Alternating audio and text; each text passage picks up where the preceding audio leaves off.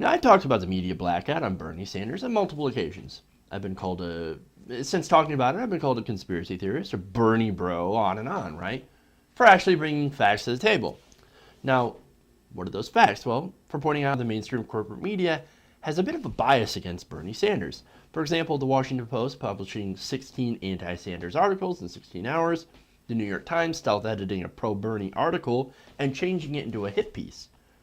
That even the writer says, whoa, whoa, whoa, what are you doing? You edited my article on Bernie Sanders that was a positive piece, and you turned it into a negative piece without my input. Why would you do that? Why would you do that?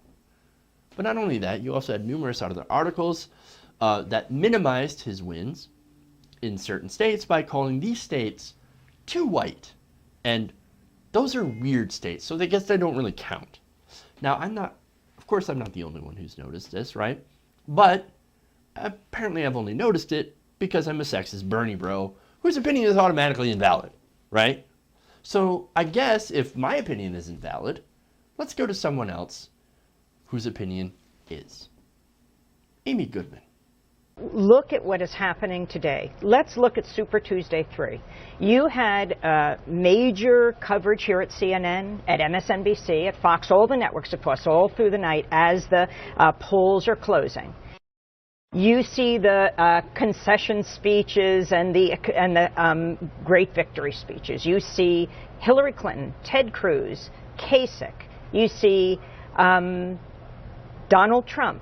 You're waiting here at CNN, MSNBC. They said he's going to hold a news conference. Of course, it didn't end up being one. Right. And that's it. Where was Bernie Sanders? Well, in fact, Bernie Sanders was in Phoenix, Arizona before thousands of people. And as the networks were waiting for Donald Trump and all the pundits are weighing in, they don't even say that Bernie Sanders is about to speak. This was the moment because he was the biggest loser of the night? No, because they did not know that at the point. At that point, it looked like he could take Illinois and Missouri, and CNN was very good at stressing this. They said they didn't know. Hillary Clinton came in early, afraid maybe that she might lose her own state, Illinois. So everyone was waiting. This is when Wolf Blitzer, when Anderson Cooper was saying, we don't know. And he gives a speech, but they don't only, a few weeks ago it was holding on to Hillary Clinton's speech for an hour news conference of Donald Trump as he sold his steaks and his magazines and his water and everything else he had on the stand.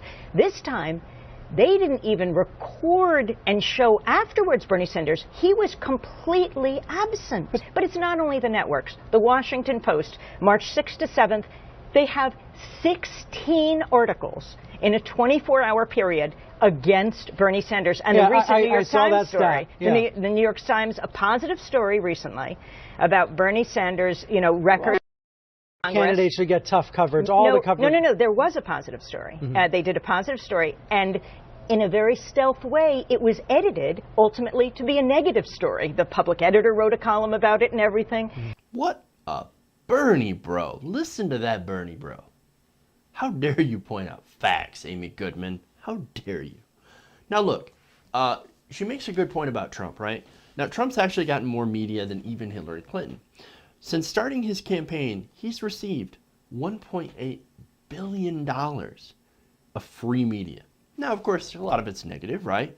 But you know the old saying, even bad publicity is good publicity.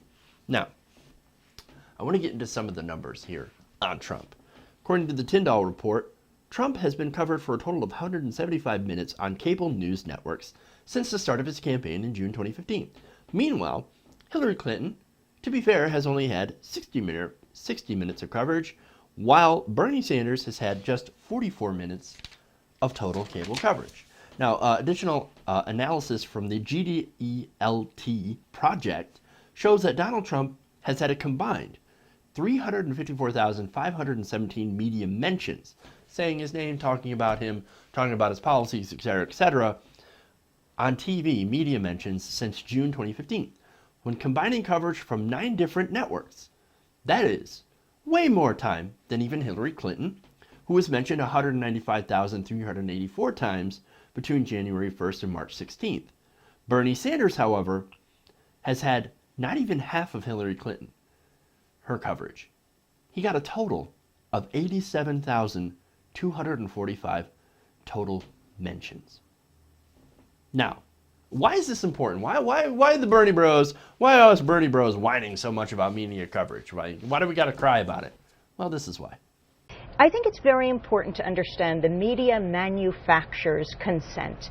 And in this case, they're this is as Noam Chomsky says, manufactures consent. Mm-hmm. We right now, this is the anniversary of the Iraq War. Right, the 13th anniversary. Right, it's what the 13th is the consent anniversary that's being manufactured? I think this exposure for Trump is very frightening. Yes, there is now some critical coverage, but for the year 2015, as the snowball rolled and it got larger and larger, he got 23 times the coverage of Bernie Sanders. The media manufactures consent. Now, Brian Stelter asked, well, what consent, right? Well, the consent that Donald Trump is a normalized candidate. They have normalized him in his rhetoric. They've normalized the idea that a candidate can be backed by white supremacists and not be automatically invalidated as a candidate. That's what they've normalized. And instead, they've normalized Trump, but they've ignored and even dismissed a candidate that actually represents a majority of the American people policy-wise. And here's the thing, the problem with this, they focus so much on the clown show instead of what actually would help America become a better, happier country. And they do it, and it's not going to be a surprise to you guys, well, they do it because of money. These news media corporations, well, they used to be there to inform the public. They used to perform a public service. Now, public service went out the window and instead was replaced by the need to maximize shareholder profits. So what do? You bring on a clown like Donald Trump. That's what happens. The media used to be a public service. Now it's become something completely different. And that, what it's become, is something that does not include doing things for the public good.